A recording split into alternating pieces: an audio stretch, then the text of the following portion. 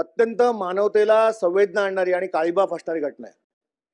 अध्यक्ष महोदय, कल्याणमध्ये एक योगीधाम नावाची सोसायटी आहे आणि या योगीधाम सोसायटीमध्ये महाराष्ट्र पर्यटन विकास महामंडळाचे MTDCचे मध्ये अकाउंटंट असलेले मॅनेजर अखिलेश शुक्ला राहतात.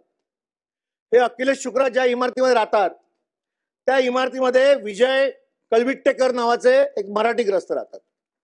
आता विजय कलविट्टेकर यांच्या घरी त्यांची पत्नी जी आहे ती आणि त्यांची मुलं ती तिकडे वावरत असताना शुक्ला यांच्या पत्नी रोज धूप लावतात म्हणून त्यांचं आपसात भांडण झालं.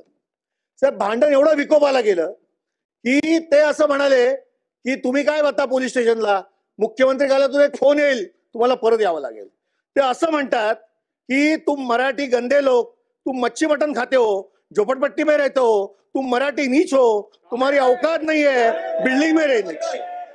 अध्यक्ष महोदय, मराठी माणसावरती अन्याय. दुसरं आणि ते असं म्हणतात, शुक्ला कोण आहेत ते शोधा, ते असं म्हणतात की मी मंत्रालयात कामाला आहे, तुझ्यासारखी 56 मराठी माणसं माझ्यासमोर झाडू मारतात.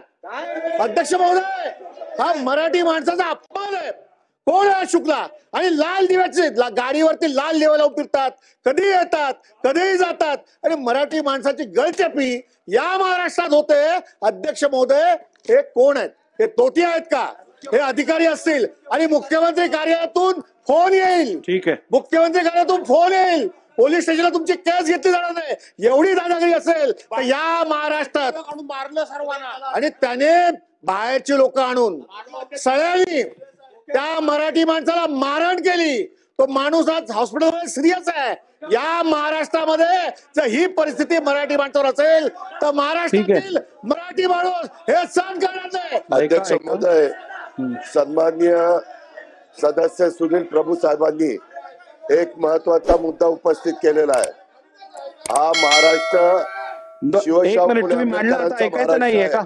आणि या महाराष्ट्रात मराठी माणसावर कोणी अन्याय करत असेल आणि आता जी माहिती देण्यात आलेली ती ताबडतोब तपासून तो अधिकारी किती मोठ्या बापाचा असला तरी त्याची हायगाई केली जाणार नाही, त्याच्यावर कारवाई केली जाईल. आणि या कारवाईच्या माध्यमातून महाराष्ट्रातल्या प्रत्येक मराठी माणसाचा मान सन्मान या राज्यामध्ये हा निश्चितपणे ठेवला जाईल. अशाच पद्धतीनं प्रशासन वागेल याबद्दलची खात्री मी सभागृहाला देतो आणि त्याच्यावर तत्परतेने कारवाई करण्याच्या बद्दल देखील त्या ठिकाणी आदेश दिले जातात.